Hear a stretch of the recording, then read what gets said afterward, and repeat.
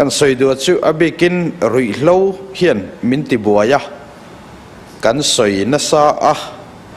magdeu mai chu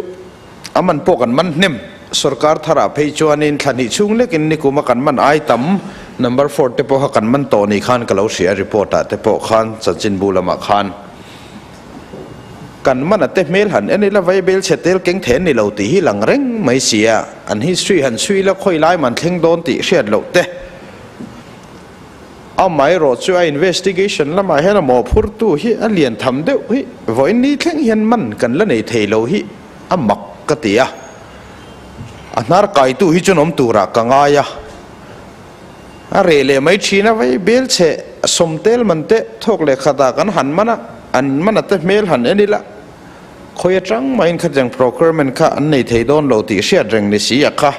an kai kuang len thun zo mate hianin sarkar la mai mo thil ti thei deuh te a hian zo man nem mon chu ti ngai dan hi enga mo chena om thina champhai chuak kan nia champhai pa kan nia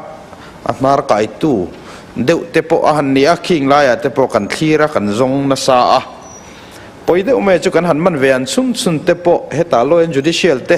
nen po lo in kai noi le zel maya prosecution la ma hen kan felem o ati theya government advocate chote public prosecutor hote narcotics changbik te ti tlang thang kan an sia thian om nuam te deuh bik te thil ti thei deuh te po kan om fo ni te po hian alanga hei hian ko zon thui tak anei ni in alanga kan prosecute lei thei lawa zel kan tan tir lei thei lawa akai kuang kan sui lei thei bok si lawa zu a hian kan han in burbuna atra a zu hi athalo tak zeta mishing hrisel na tan po ni sela a mai ro chu du lo chon om zia nei lawa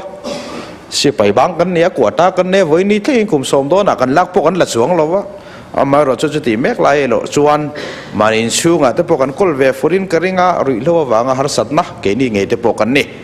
kan thalai local lezel turate hi eng anga try infrastructure po handuang en un maila alwa tu turle amang tangkai tu tur thalai kan nei lo ni hi thleng thoi do ni langa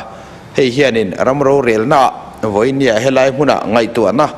ate thui em maya kan chief minister poina ve em maya helai hausa po voi tam ti rik ani to a zu kan han soi hian thil dang zirchian na kan nei ho te kha sinot social front zirchian na te kha report kha kan en tak tak chuan opioid cho